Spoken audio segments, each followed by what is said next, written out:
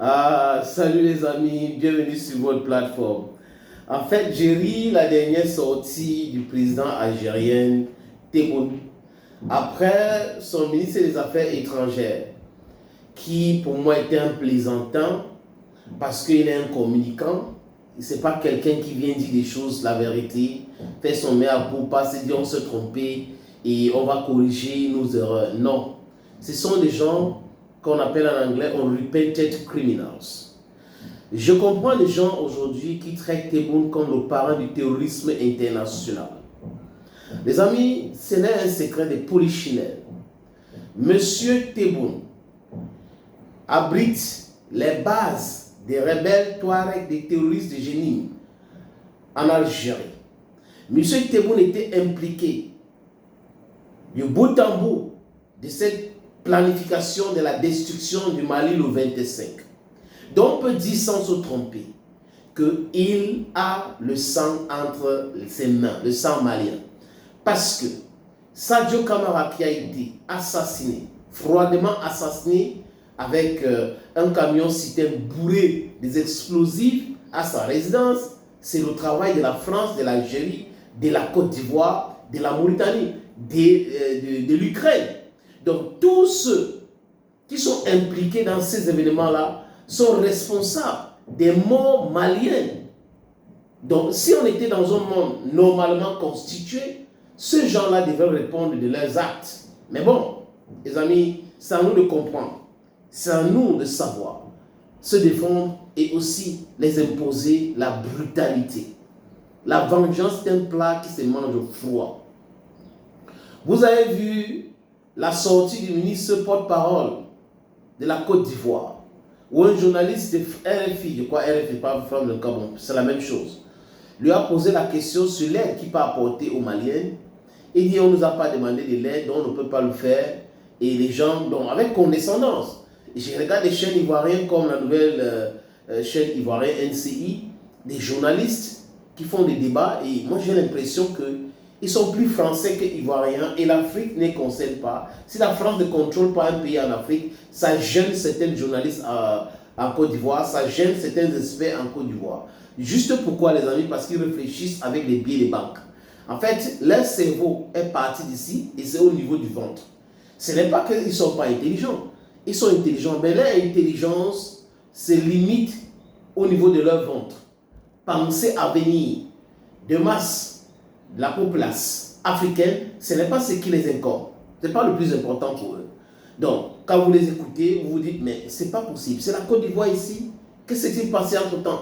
Donc, Ouattara a détruit la presse ivoirienne au point où la plupart des journalistes ivoiriens qui étaient sérieux hier sont devenus les journalistes aux ordres, qui soutiennent l'impérialisme, qui comprennent tout ce qui se passe avec les Américains, avec les Français, parce qu'il ne faut pas blesser Ouattara, vraiment il y a des petits privilèges et tout. En Mauritanie, c'est exactement la même chose. Mais par contre, en Algérie, il y a encore des journalistes, parce que j'ai suivi certaines chaînes algériennes, qui disent des choses clairement et qui ne sont pas pour Tebboune, qui sont contre les agissements de Tebboune. Imaginez un seul instant que le 25, Assimi Goïta a été tombé.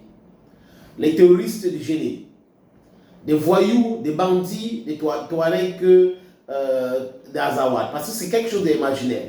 Les Touaregs sont des gens dignes, ils sont au Mali, ils sont intégrés, ils sont avec... C'est des Maliens. Et ils n'ont pas mandaté ces voyous-là que la France casse. Parce que la France fait la promotion du terrorisme au Mali avec les terroristes que France 24 prend sur ses plateaux, TV5 Monde prend, tout le monde prend ces gens-là. Et de l'autre côté, non, les autorités maliennes, on ne les prend pas, il ne faut pas qu'on les écoute.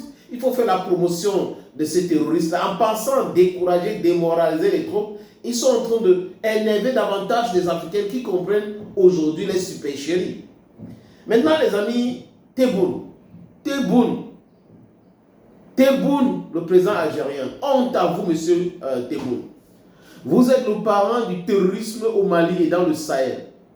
Les faits sont là. Tout le monde sait que les bases aériennes arrière des Touaregs rebelles, bandits, voyous, terroristes sont en Algérie. une partie en Mauritanie. Donc, les amis, quand on dit ici que l'Algérie est responsable de ce qui se passe, ou la Mauritanie, c'est avec les preuves. Quand on dit ici que la Côte d'Ivoire est responsable, c'est avec les preuves. Et ces preuves-là, le président du Mali, le ministre des Affaires, Abdoulaye Diop, du Mali, le premier ministre, Abdoulaye Maïga, a déjà étalé ça aux Nations Unies, dans les conférences de l'AIS, dans les interviews. À maintes reprises, ils ont déjà dit. Est-ce qu'il y a eu démenti formel, construit sur la base de la réalité? Non. Ce n'est que des récupérations où on va poser la question à un ministre en Côte d'Ivoire, il va balayer cela, on ne va pas parler de ça, parce que c'est la vérité. Salut, bienvenue sur votre plateforme. Ici votre humble serviteur, l'homme le plus noir de la terre et fier de l'être. Si vous êtes ici, c'est la bonne adresse. Les amis, abonnez-vous, abonnez-vous, abonnez-vous, abonnez-vous humblement. Le président algérien dit quoi?